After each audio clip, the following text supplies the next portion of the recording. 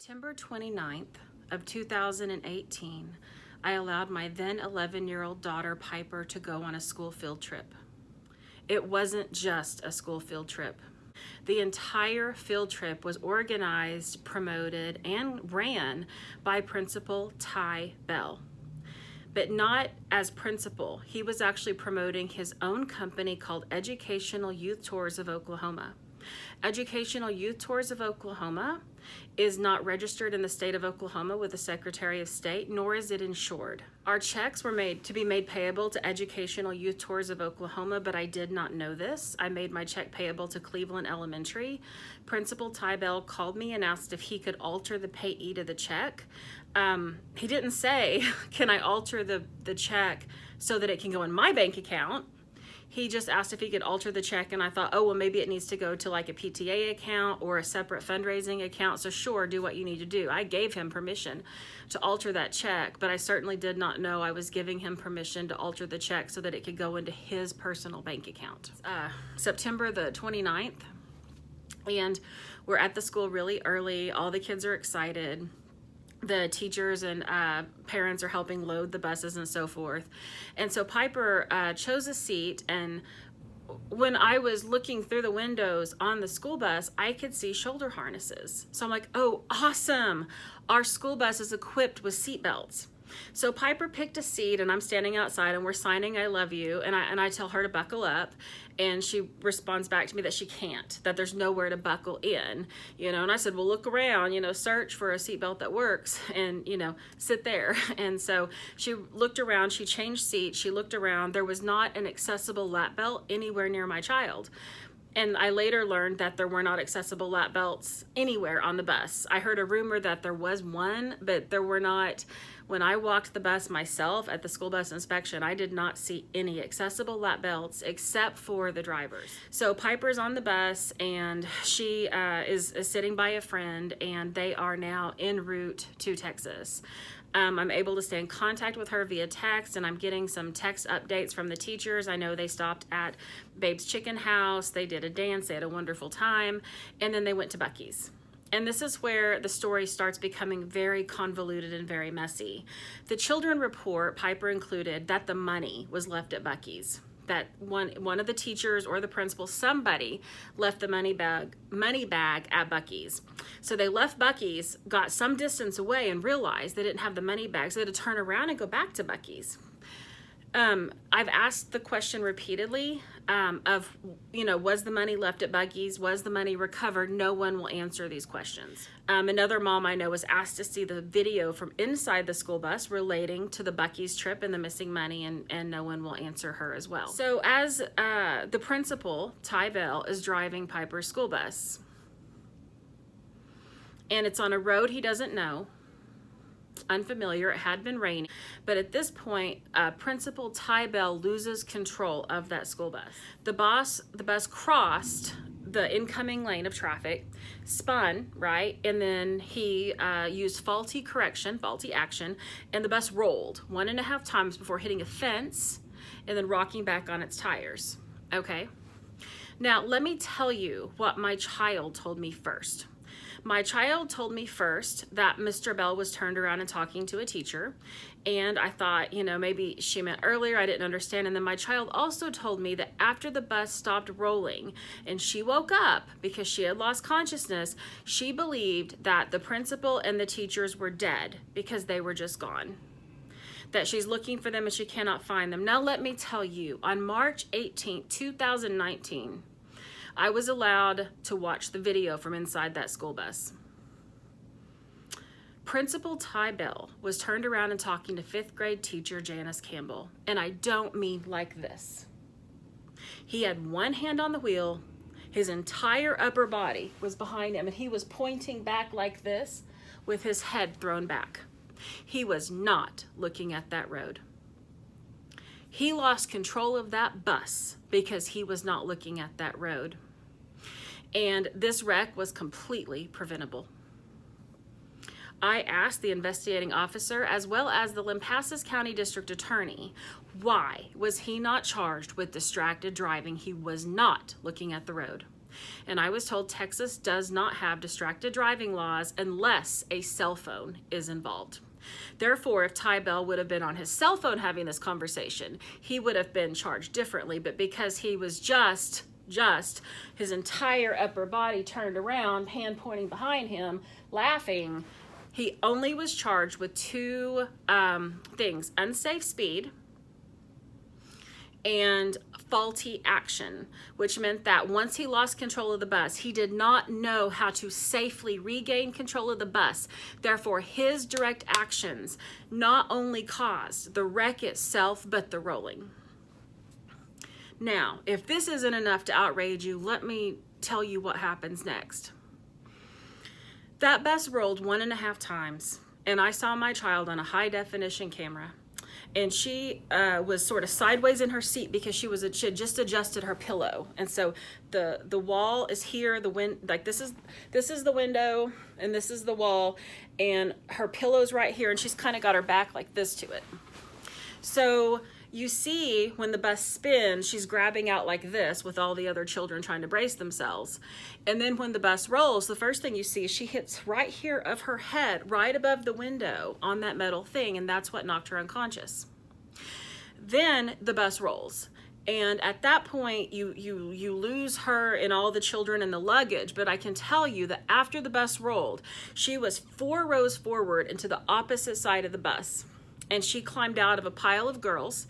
The pile was at 6 to 7 children high.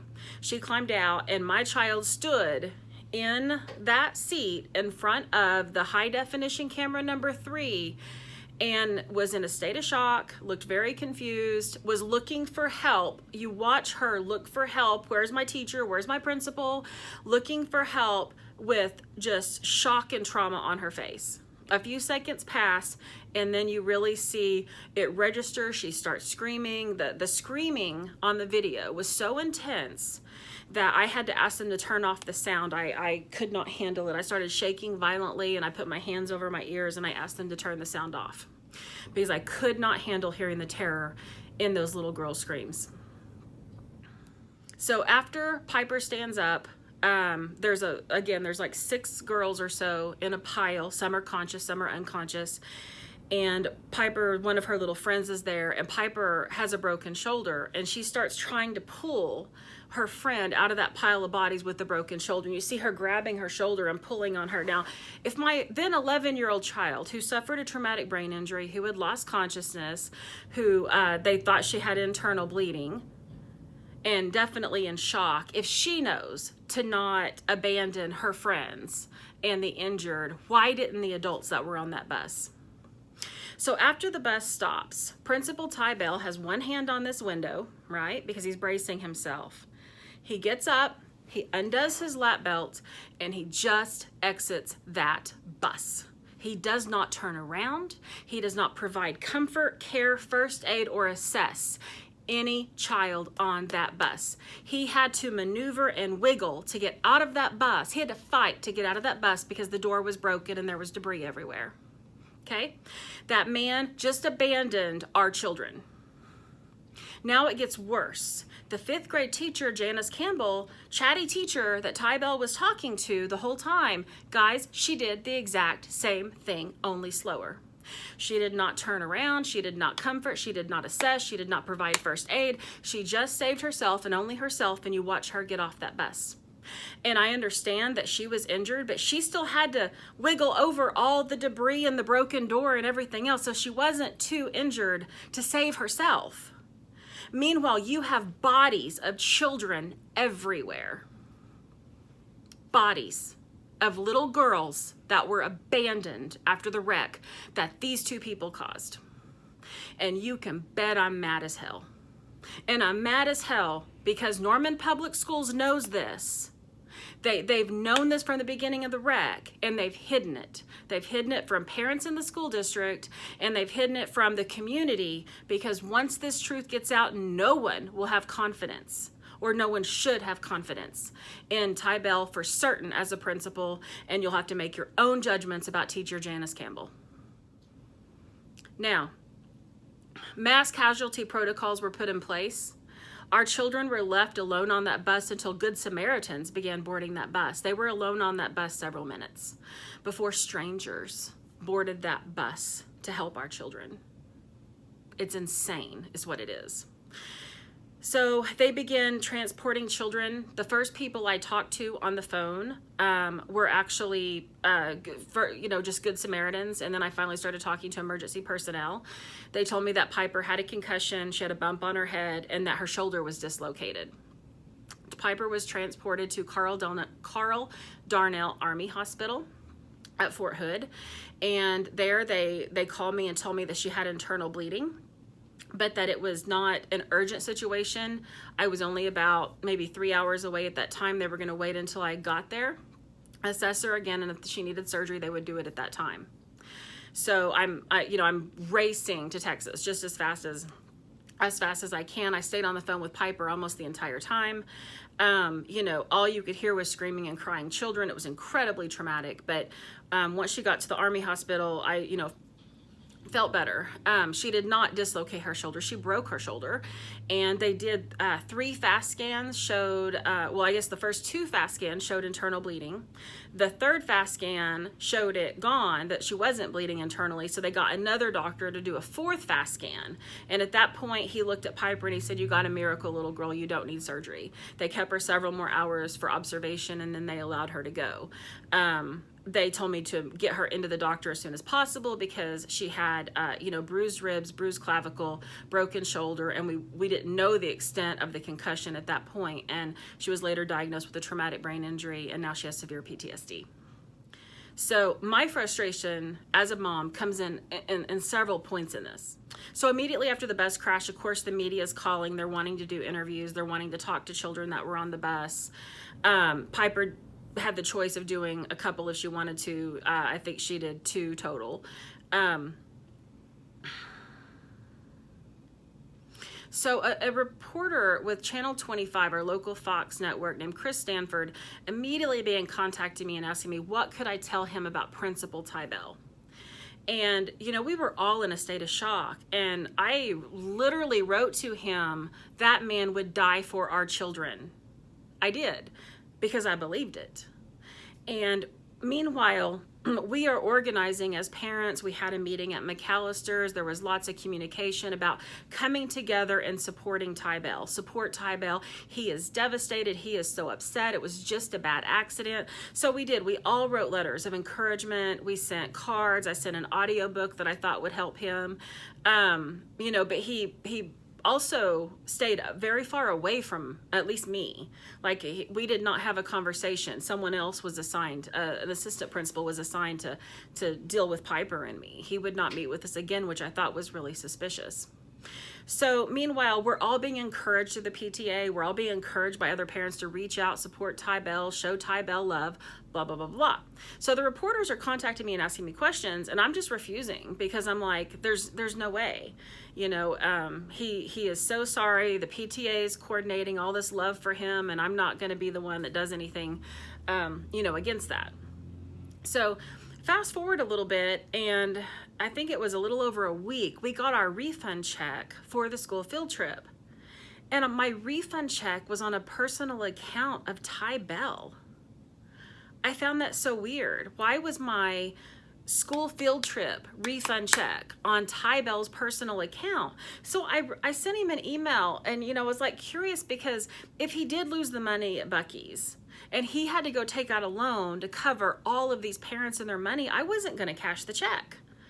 I wasn't going to do it. But he would never respond. He would never respond about the lost money at Buc-ee's. So I did deposit the check, but I thought it was weird that it came on his private account. And then the pieces just kept revealing themselves, that this was never a regular school field trip, that this was Norman Public Schools allowing Tybell to use his own business, Educational Youth Tours of Oklahoma, to promote to these kids for years and years and years.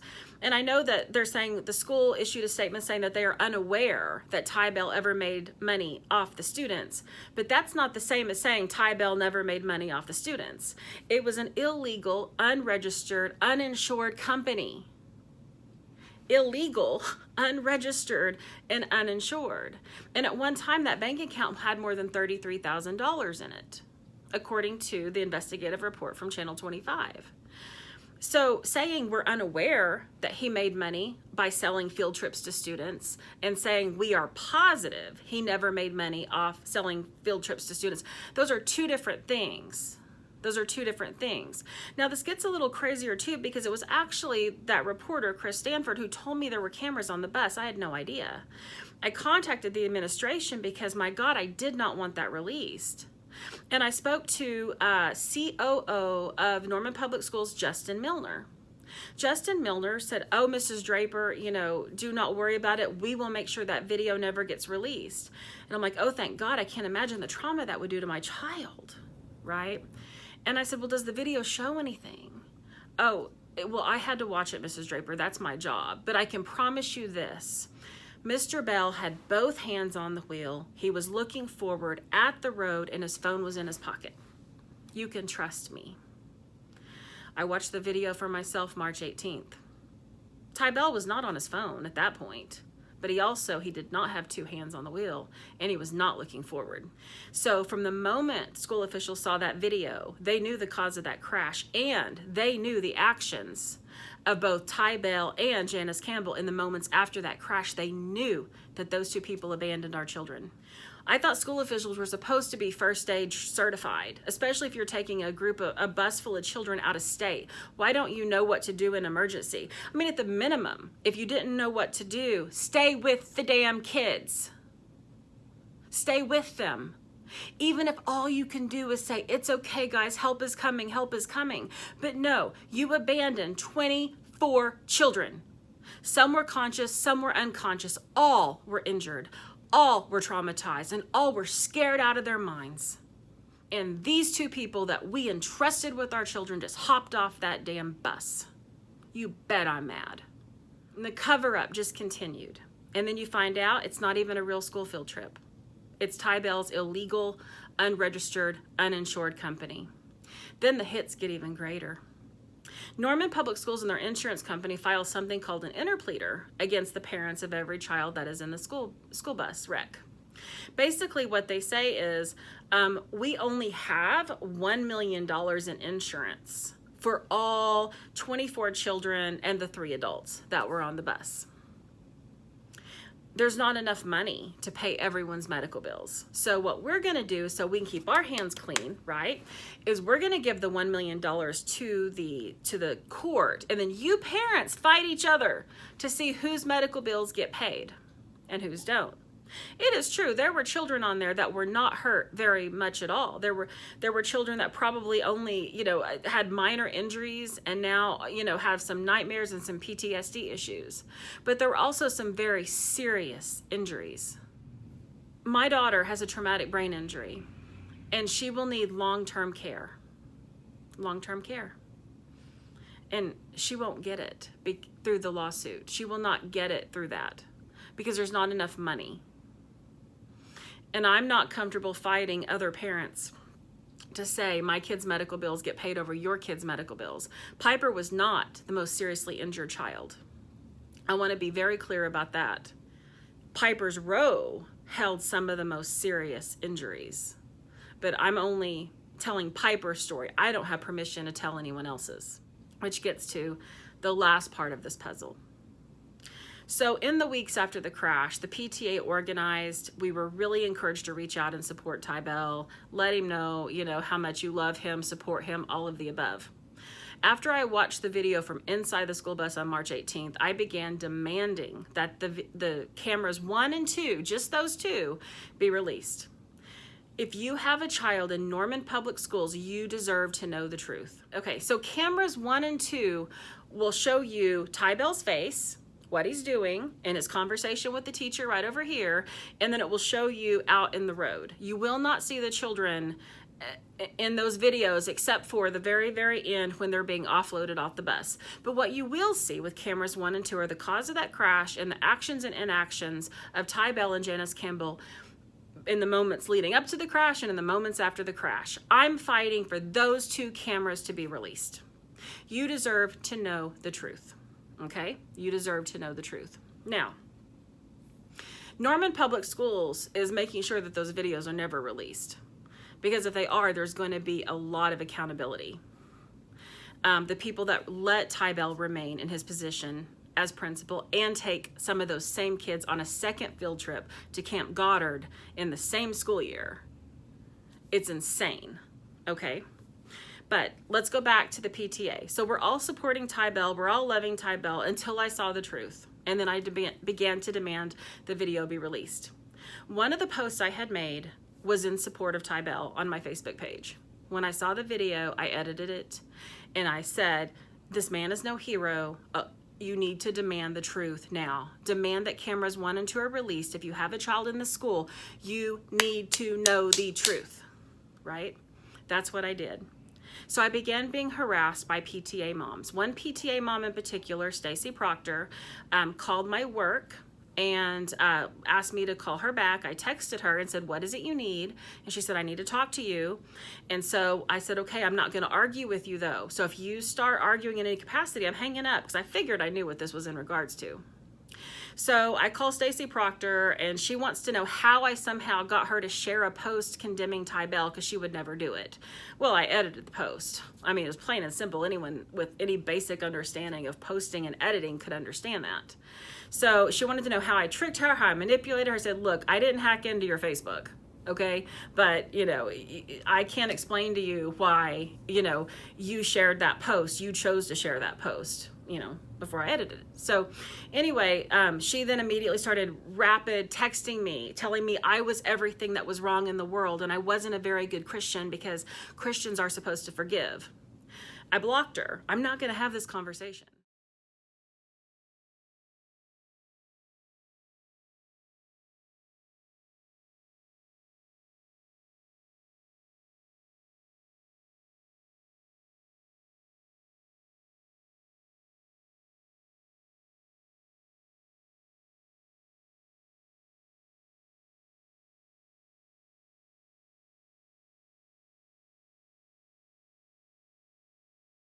Within minutes, teacher Janice Campbell's tagging me on Facebook. Same thing. So the PTA becomes this weapon, and they're going after parents who are speaking up about the truth. Fun fact, Tybell's personal lawyer is PTA member Tracy Schumacher.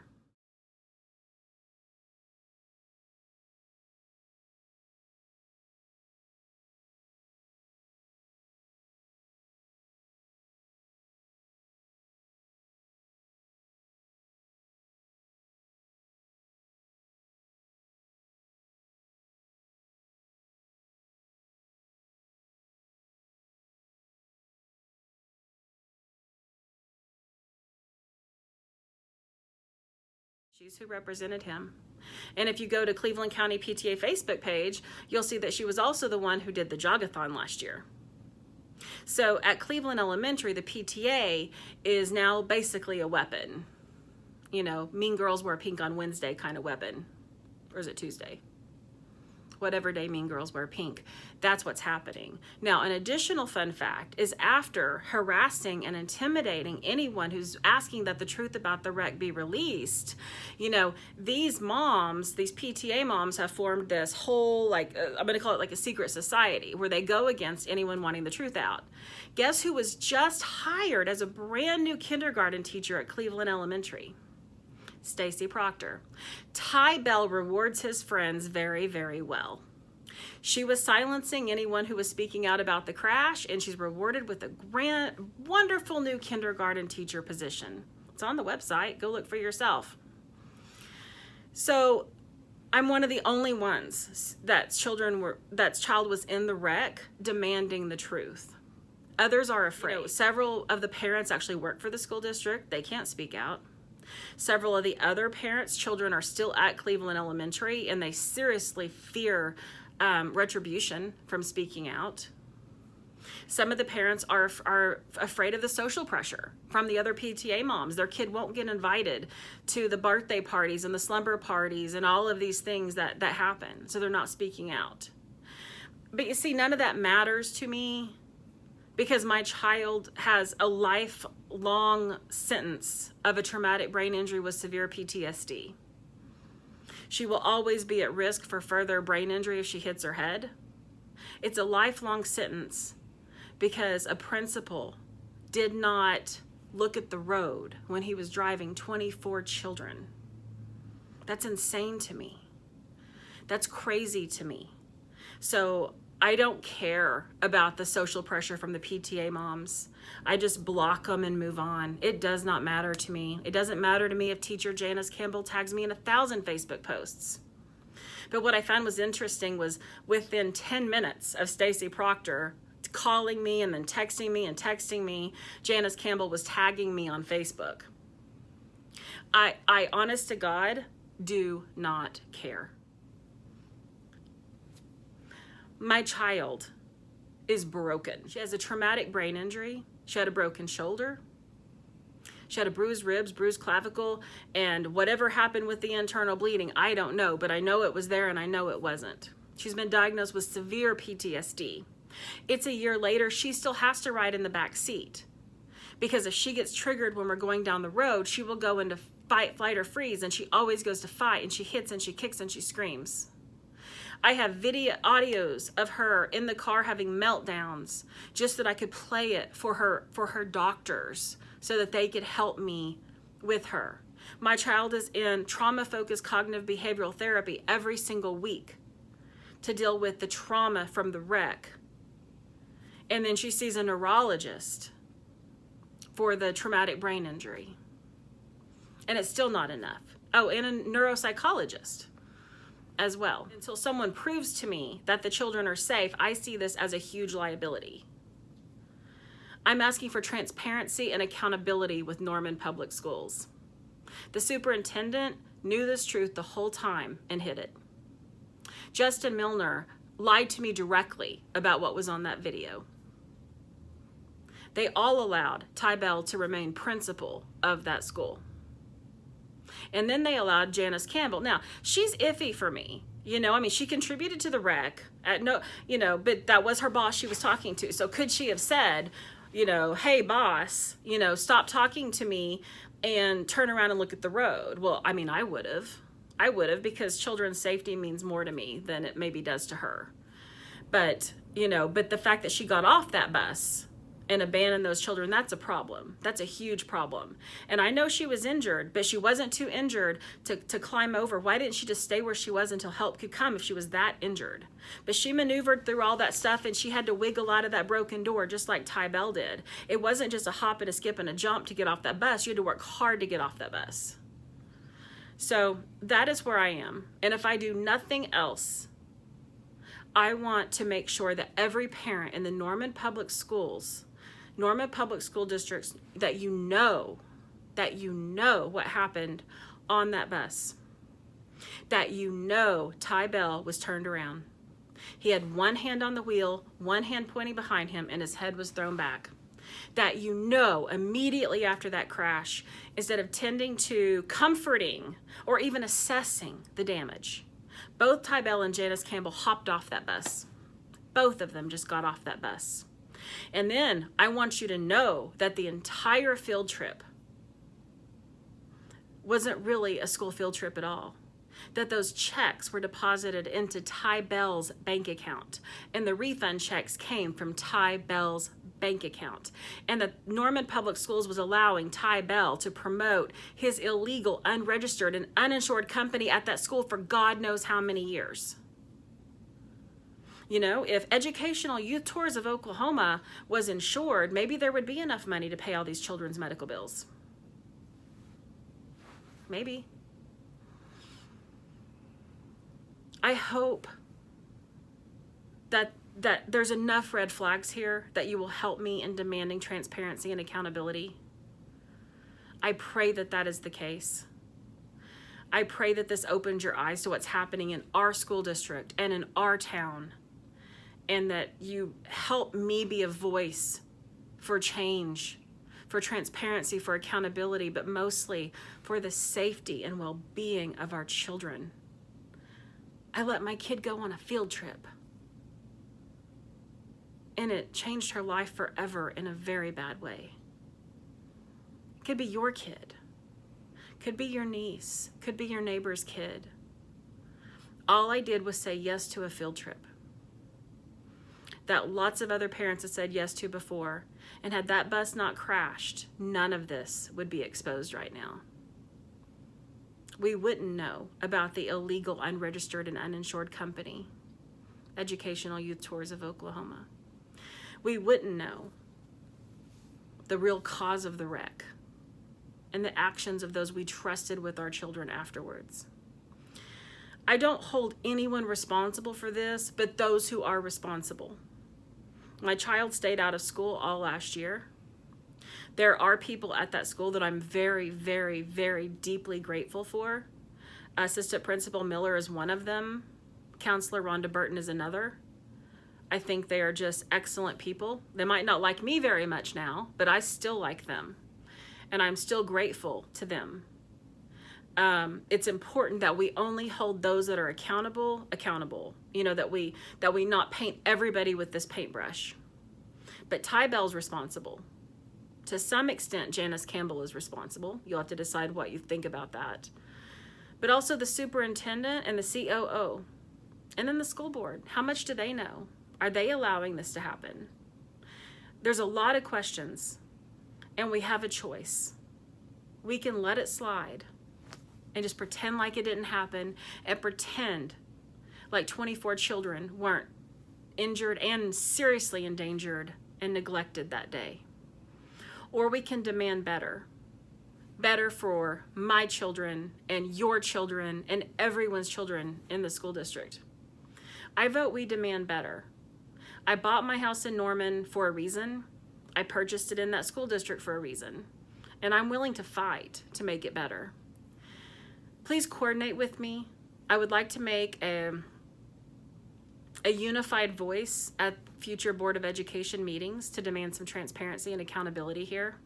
I want to reach out to national media to get a light shown right on all of this. I've done some, but not enough. So I'm asking you to help me. If you have children in Norman Public Schools and you want to make sure that this cannot happen again, please join me. Let's fight for our children. They deserve it. Thank you.